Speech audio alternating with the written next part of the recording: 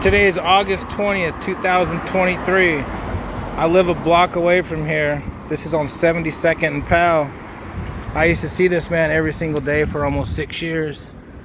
His name is Dustin Miller. Here's his memorial right here. I just met his mother right now. I'd see him every day before walking into 7-Eleven. A lot of you see him in this neighborhood.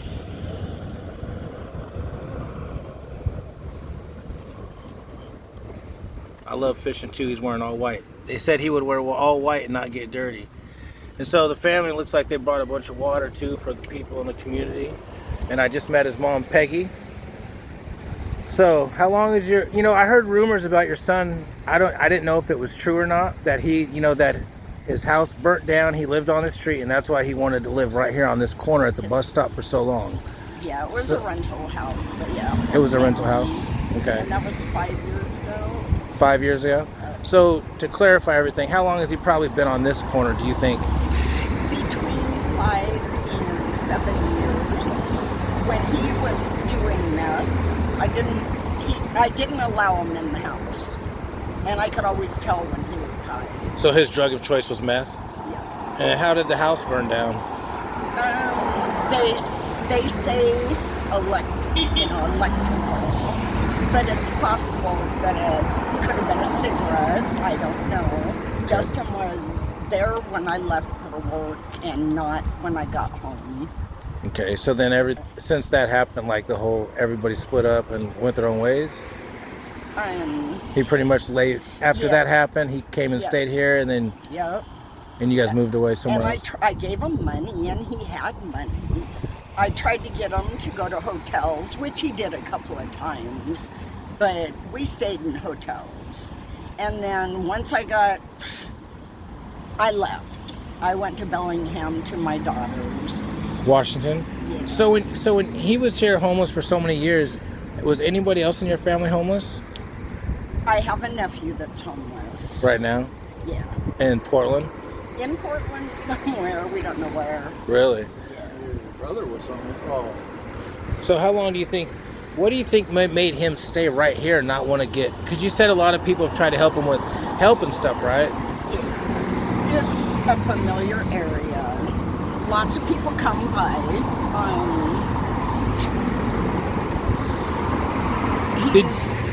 When was the last time you seen him? Oh my gosh. His dad passed away last November. I think I saw him in March.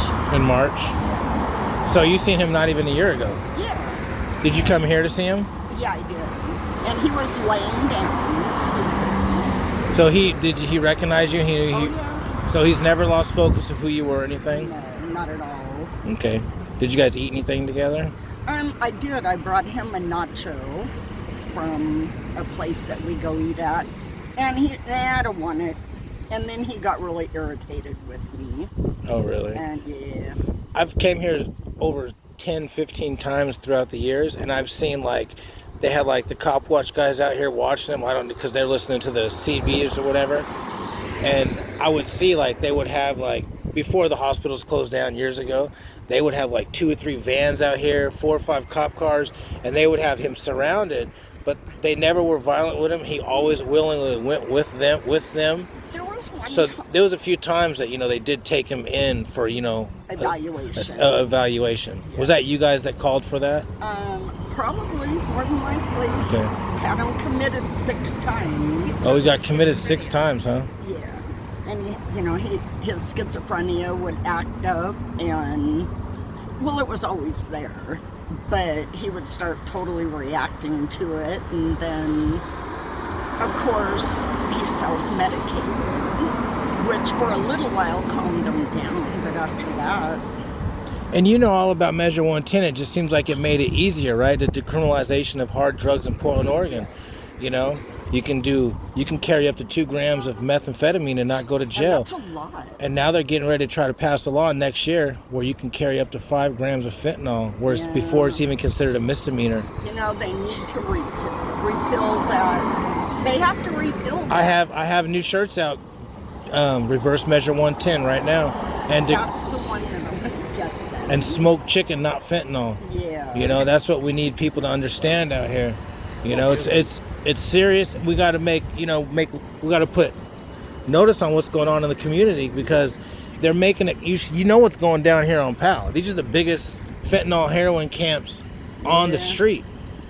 And you know, he was, if you look at it, he was a little bit away from it, but he's right in the middle of it. Right. And then I never thought he was doing drugs. I just thought he, had mental problems, and he was just, homeless, right? But the last couple months, I started getting video of him at the fentanyl camps. And I was like, Dusty, come here. And I used to beg him for interviews. The last 3 months, I really begged him for interviews. And I was like, I'm doing documentaries. I need to interview you.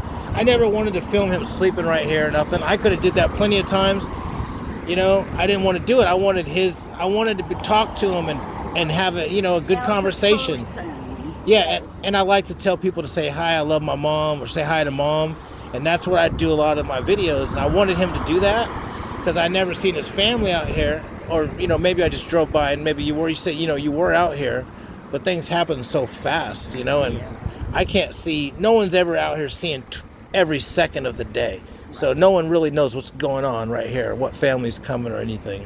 As long as Measure 10 is out there and they're Measure 110. Yeah, 110. They're going to let people have drugs. And they spent all this money to pay for straws, crack pipes, aluminum foil. I'm glad you're not using foil. No, I just changed it yesterday. Good. I was using aluminum foil so it stayed hot, but now I realize I had a subscriber named Life of Honey, I believe. She's homeless, and she was like, stop using aluminum foil. So I stopped using aluminum foil yesterday, and now I use just the sandwich Ziploc bags. I let the chicken cool down. They're not going to get it as hot, but now they're not getting aluminum foil, and they get in a plastic bag. I know. They've got to do something. They're killing everybody. The city, it's no longer, it is the drug dealers, but it's also the city. And that's why I keep telling people we need to give, the city has over $60-70 million for the homeless. They're not giving no money. The city needs to give Bobby Lakes, which is a homeless rehabilitation facility, they need to give the city, you know what, Mayor Ted Wheeler and Tina Kotek, you guys should be fired. You guys need to give Will Bastian of Helping Hands, you guys need to give Bobby Lakes $5 million for the homeless to help them get these people off the streets. You just sitting on that money. You guys are going and having 5-star dinners. You guys aren't even driving in communities like this where we're at. We're at a bus stop where her son died. Her son died right there in the bushes. What are you guys doing for the community? Why don't you stop eating 5-star dinners and not let things like this happen? Invest back into the community and reverse Measure 110. Bobby Lakes needs $5 million. If that can happen, all these homeless people on Powell would be gone. And they're not all homeless. 90% are drug addicts. Yes. I talked to all of them. They admit it. When I first started filming people, I thought they were just homeless. No. There's mentally ill. There's drugs. Homeless is just 7% of it. Yeah. It's just a fraction. What the city of Portland needs to do, including Multnomah County, Clackamas County, the whole state of Portland, they need to make a facility, build a facility for the mentally ill, for the addicted, for both, and house them, get them better. What do you want to let everyone know about your son?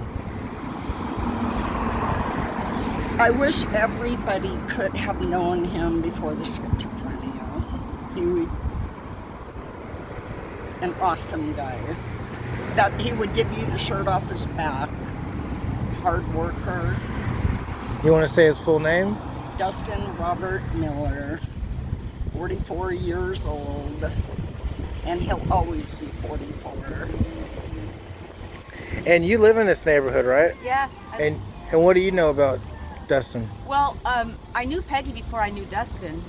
And eventually I started seeing him hanging out, and I do homeless outreach. So I started bringing him food and sometimes clothing, supplies, a tent now and then. But pretty much the city took down every tent we ever gave him. Other people gave him stuff too. And people on next door knew him. And a lot of people from next door would talk about him and how they helped him. And I'll say he's the only homeless person I've ever heard anybody on next door talk about that they talked about him with love and compassion, and they were concerned about him. Nobody ever vilified him, you know, how they do for some people next door. They like to fight, but nobody ever had anything bad to say. That's like the community, like where people talk about things, right? Yeah. It's like an online sort of bulletin board. How long do you live? How far do you live from here? About 2 blocks. 2 blocks. Yeah. So you had a lot of interactions with him. Yeah, I saw him on a regular basis, and even if I didn't have anything to give him, I always make sure to drive by his corner so I could check on him. What do you think? What do you think about? What do you think about him staying out here and living on this, right here, in the freezing cold when it was so icy out in these last few winters, and then we had the smoke and the fires 2 years ago, and it's just like he survived through all that. Yeah. What do you think? Because to me, I was amazed. It broke my heart that he went through so many seasons. It broke my heart, and it was all that any of us could do to give him a blanket or whatever. And sometimes he wouldn't accept a coat. One time I tried to give him a coat, he didn't want it. I said, well, use it as a pillow. And then the next day I saw him wearing it, which made me really happy. Yeah, that's amazing. So, you know, and you said when do you think the first time you interacted with him? After he had been out here like living for so long. Well, he was sleeping around the corner on a stoop, and he didn't know me, I didn't know him. Well, I did know who he was, Peggy, but we'd never met. And I would sometimes go over by him when he was asleep, and I'd leave food there. Or one time when he was surrounded by snow, I put a blanket on top of him. But the first time I ever met him was when I was coming over to bring him food, and he woke up, and he looked up at me, and I said, hi, do you want some food? And he looked in my eyes, and he said, I'm Dustin. He introduced himself to me. Nice. So another time I was over here at 7-Eleven on New Year's Day handing out food. And this just shows you how even the homeless community had respect for him. Everybody was getting food out of the back of my car. He's off in the corner. I said, Dustin, come here and get some food. And so he came over and I said, you guys, I need you to step back because I'm going to serve him first. And they all said, of course. And then he came over and he said, can I ask you a favor? And I said, yeah. I have a hug. So we hugged. It was a nice hug. He's a good hugger. Yeah, you're so little, and he was a big guy. I know. Like I can imagine that hug. His arms were probably around you. You had to lean down a little bit. Yeah, for sure. That's awesome. Thank you for sharing your story about him. Thank you for caring. And thank you for the mom coming out here, Peggy. Talking about her son. And this is what happens. If you're homeless out here and you need help, you can contact Valley Ray. Make a comment on my channel. You guys know I can help you. The city, you need to give Bobby Lakes that money. Quit sitting on it and make it happen. Because I'm going to start a petition to reverse measure 110. So you guys get ready, and everybody going to sign that thing too. We're going to get the mayor and the governor fired. Thank you so much, Peggy, for putting a spotlight on this for your son. Thank you for doing this. I appreciate it. He was a great guy. I can tell. I wish we would have went fishing together. I wish we would have communicated more and talked more, Yeah. But he only wanted to, some people only want to talk to who they want to talk to. Right. So He would have thought, because of his paranoia over the schizophrenia, he would have thought a conspiracy somewhere was going on. And, well, he's right. One is going on with the government. Sorry. And he didn't want to be on camera. Yeah, I was like, he did not. No matter, he didn't want to be on camera. And the places I did see him, I did have him on camera because where I was at, they didn't care.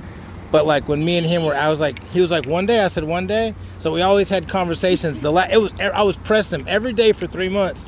Every time I go to 7-Eleven, I'd be like, so we're going to do our interview soon or what? And he was like, no, not yet.